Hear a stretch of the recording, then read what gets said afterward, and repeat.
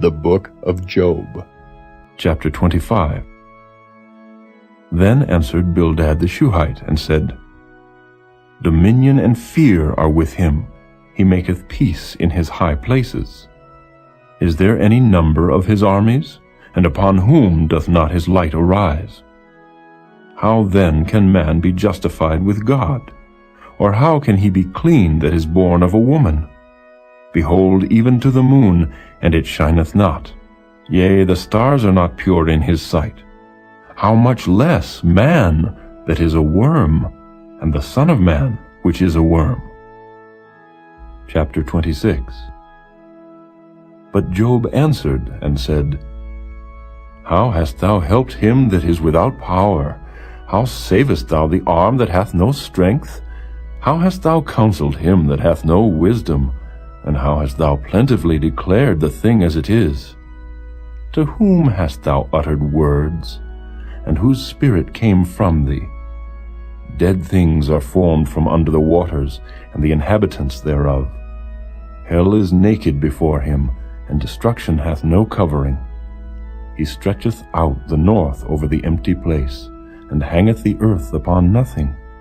He bindeth up the waters in his thick clouds, and the cloud is not rent under them. He holdeth back the face of his throne, and spreadeth his cloud upon it. He hath compassed the waters with bounds, until the day and night come to an end. The pillars of heaven tremble and are astonished at his reproof. He divideth the sea with his power, and by his understanding he smiteth through the proud. By his spirit he hath garnished the heavens. His hand hath formed the crooked serpent. Lo, these are parts of his ways, but how little a portion is heard of him. But the thunder of his power, who can understand? Chapter 27. Moreover, Job continued his parable, and said, As God liveth, who hath taken away my judgment, and the Almighty, who hath vexed my soul, all the while my breath is in me, and the Spirit of God is in my nostrils. My lips shall not speak wickedness, nor my tongue utter deceit. God forbid that I should justify you. Till I die, I will not remove mine integrity from me. My righteousness I hold fast, and will not let it go. My heart shall not reproach me so long as I live. Let mine enemy be as the wicked, and he that riseth up against me as the unrighteous. For what is the hope of the hypocrite, though he hath gained, when God taketh away his soul?